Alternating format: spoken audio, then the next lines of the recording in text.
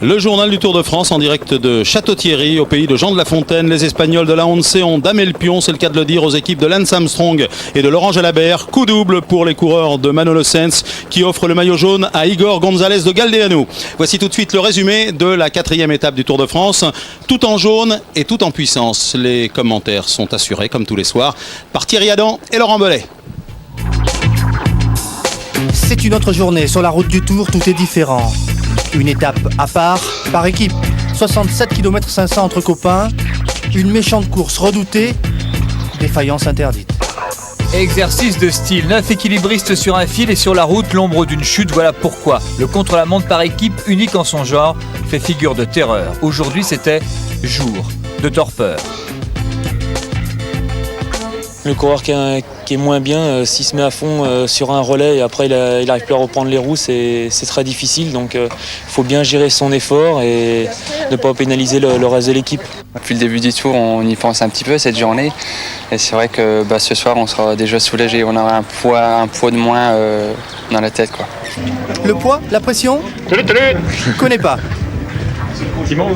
Bonjour.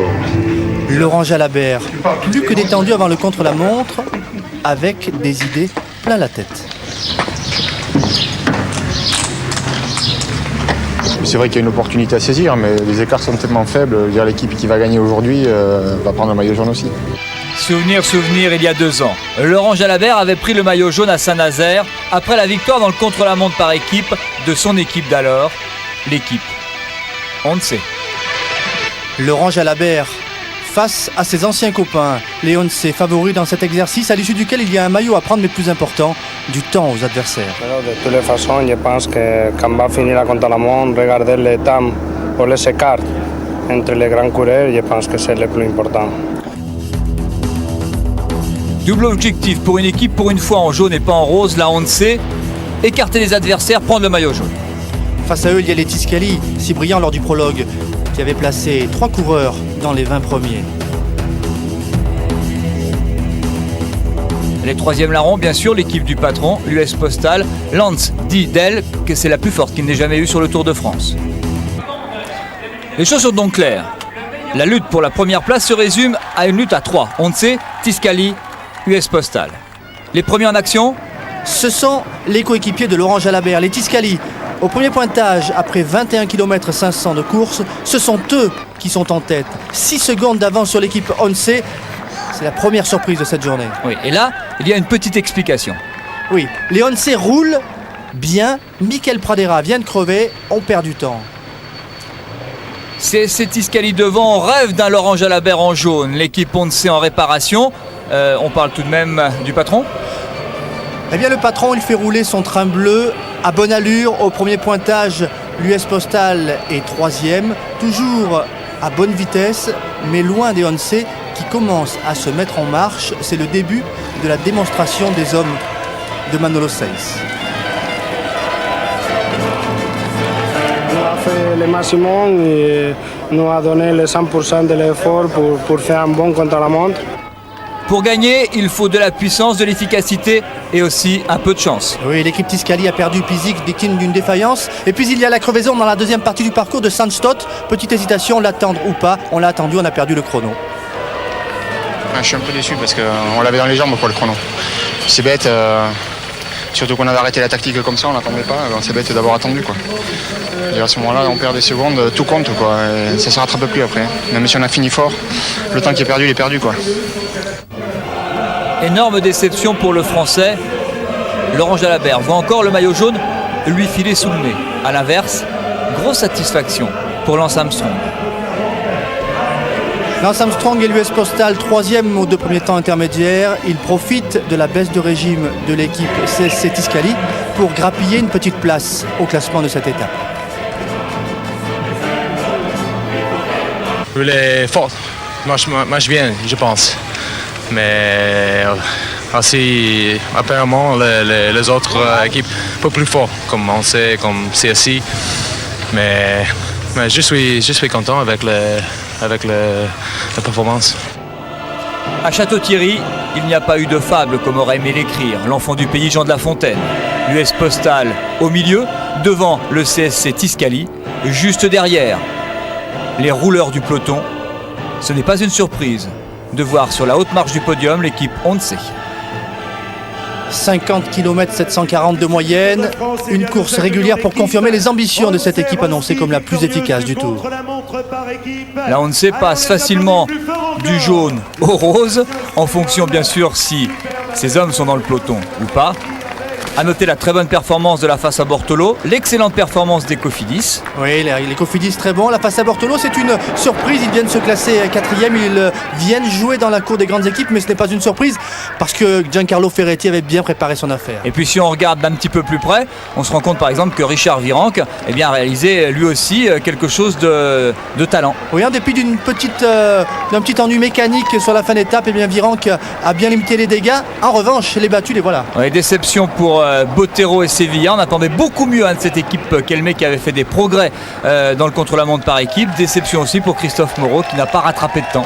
Oui, il n'a pas repris de temps. Christophe Moreau, les Crédits Agricoles bien malheureux dans cette première partie de Tour de France. 11e du général. Oui, 11e du général, ont perdu du temps. Eh bien, il y a une équipe française tout de même qui a bien marché aujourd'hui. Ce sont les Cofidis. Voilà, cela préserve les chances de Millard, Moncoutier et Kivilev en vue du podium à Paris. Mais pour l'instant, voici le nouveau maillot jaune du Tour. Voilà, il a troqué le rose pour le jaune et ça lui va bien. Il s'appelle Igor González de Galdeano. Donc on a gagné notre pari puisque hier on avait dit qu'on allait changer de maillot jaune, on n'avait pas pris trop de risques. Si on est très sérieux en revanche, on peut dire qu'on a donc ouvert le deuxième chapitre du livre 2002 du Tour de France. C'est le deuxième round, on se souvient du premier round, c'était dimanche sur la route de Luxembourg avec une accélération de Lance Armstrong en jaune. Il emmenait avec lui des clients, il y avait Dario Frigo, il y avait Botero, il y avait Millard, il y avait Kivilev, mais il n'y avait pas de Once. Aujourd'hui, la réponse des Once, elle est cinglante, ils sont imposés, valeur collective, force collective des Once. Tiens, on va dire qu'ils ont envoyé un message au patron, Lance Armstrong, mais à l'inverse de l'an dernier, j'ai l'impression que Lance d'abord a fait un très bon contre-la-montre avec son équipe, il s'est pas fait de frayeur et il n'a pas perdu beaucoup de temps. Il n'a pas perdu beaucoup de temps sur les Once et puis il a gagné du temps sur quasiment toutes les autres équipes. Donc on peut dire que c'est une bonne journée pour le patron et demain on peut penser que ça va être relativement calme, même si en Picardie tout peut arriver. Ah, ça c'est sûr. Et on finira en Normandie, un Américain, un Suisse, un Allemand et un Espagnol en jaune. Décidément, le Tour de France, c'est très international. On attend un Français en jaune, mais c'est pas sûr ça. C'est peut-être pas pour demain. Merci. Il faut rappeler quand même, j'ai regardé les tablettes et les statistiques, que depuis Miguel Indurain, c'était en 1995, aucun Espagnol n'avait porté le maillot jaune. Ce soir, donc, Igor González de Galdeano précède Bellocchi de 4 secondes. Lance Armstrong est 3e à 7 secondes. Laurent Jalabert, premier français quand même, est 15e à 37 secondes, ce qui n'est pas très loin. Moncoutier, 26e à 1,52. Cédric Vasseur, 37e à 2,19. Et Richard Virenque est toujours là, 38e à 2,21. Voilà, tout de suite un autre regard sur la route du Tour, comme tous les soirs. Dans un contre-la-montre par équipe, on parle volontiers de l'homogénéité de l'équipe.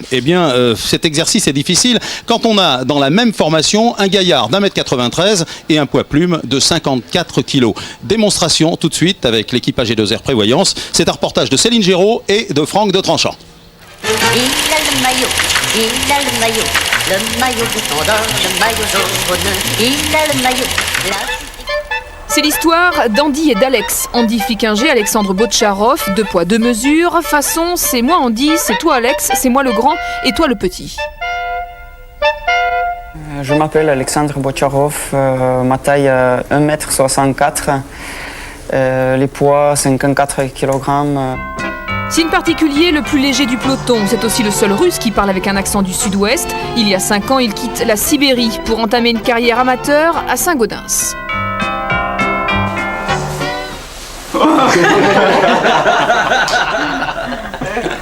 Alors Andy Fliquinger, 1m93, 75 kg. Puis bon, l'hiver, je suis gogo dancer en boîte de nuit. Non, c'est pas vrai.